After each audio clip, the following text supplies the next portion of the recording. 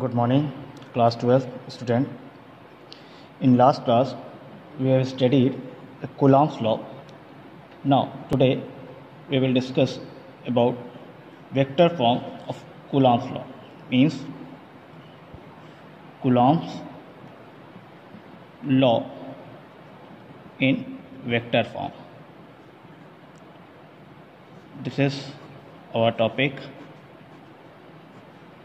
Coulomb's law in vector form. Okay.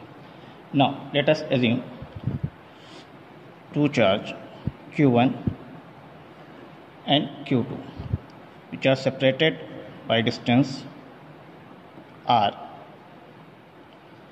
and this charge exert force due to first F21 and this charge exert force F12, means force on second charge due to first charge, and this is force on first charge due to second charge. Okay. Now for first case we will solve F12. Okay. F is equal to K Q1 Q2 upon mod of r square. This is according to Coulomb's law, but this is a magnitude of force, not direction. Direction के लिए हमको unit vector से multiply करना पड़ेगा यहाँ पे. तो unit vector निकालने के लिए अगर हम इसका पोजीशन वेक्टर देखें Q1 Q2 के बीच के डिस्प्लेसमेंट जो हमारा डिस्टेंस है, तो इसके दो पोजीशन वेक्टर मिलेंगे. एक हमारा Q1 से Q2 के लिए और एक हमारा Q2 से Q1 के लिए, दो डायरेक्शन. नाउ Q1 से Q2 के लिए हम बोल सकते हैं R2 माइनस R1 वेक्टर. हम Q1 से Q2 पे जा रहे हैं, यानी फाइनली हम सेकेंड चार्ज पे पहुंच रहे हैं और इनिशियली हमारा फर्स्ट चार्ज था, तो फाइनल माइनस इनिशियल हम इस तरह लिख सकते हैं. और सिमिलरली जब हम Q2 से Q1 पे अगर जा रहे हैं, उसका पोजीशन वेक्टर हो जाएगा R1 माइनस R2. ठीक. अभी हम सॉल्व कर रहे हैं F12 के लिए. फोर्स हमारी वेक्टर क्वांटिटी होती है, तो हमें पता है वेक्टर के लिए हमारा मैग्नीट्यूड और डायरेक्शन के लिए हमें यहाँ पे यूनिट वेक्टर से मल्टीप्लाई करना पड़ेगा मैग्नीट्यूड के साथ. और यूनिट वेक्टर इसका क्या होगा F12 के लिए, इसकी डायरेक्शन F12 की अगर हमारी इस तरफ है तो इसका जो यूनिट वेक्टर की डायरेक्शन होगी क्या, R1 माइनस R2 हम लेंगे. R2 माइनस R1 हम जब F21 को सॉल्व करेंगे, R1 minus R2 vector form में, और इसका हम यूनिट वेक्टर ले लेते हैं. अब आपको पता होगा यूनिट वेक्टर के लिए, अगर वेक्टर क्लास 11 में हम पढ़े हुए यूनिट वेक्टर को हम लोग इस तरह से भी लिख सकते हैं, mod of a, vector of a upon mod of a. Okay. Now F12 is equal to K Q1 Q2 upon mod of R square. R1 minus R2, इसके यूनिट वेक्टर को हम अगर ब्रेक करें इस फॉर्मूले से, R1 माइनस R2 का vector divided by R1 minus R2. Okay. Now mod of R को आप R1 माइनस R2 भी लिख सकते हैं, मॉड ऑफ R को R1 माइनस R2 भी लिख सकते हैं, और साथ ही साथ इसको R2 माइनस R1 भी लिख सकते हैं. तो यहाँ पे हम मॉड ऑफ R को K Q1 Q2 अपॉन, हम क्या कर दें, इस मॉड ऑफ R को लिख देंगे mod of R1 minus R2 into R1 vector minus R2 vector divided by R1 minus R2. Now K Q1 Q2 R1 vector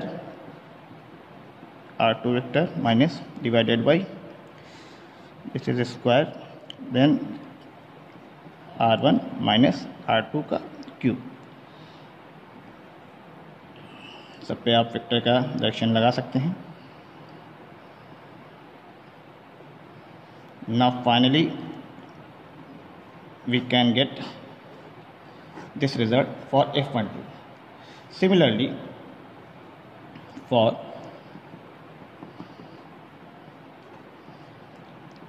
F21,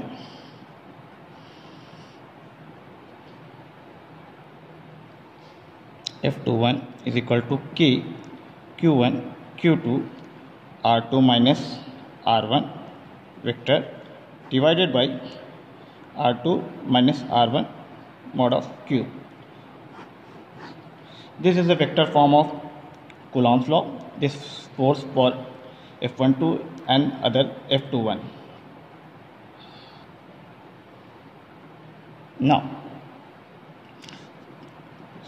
next topic is limitation of Coulomb's law. First limitation is the electric charge must be at rest. Must be at rest. जो charge हम consider करेंगे वो हमेशा rest में होना चाहिए, पहली limitation है इसकी. And the second limitation is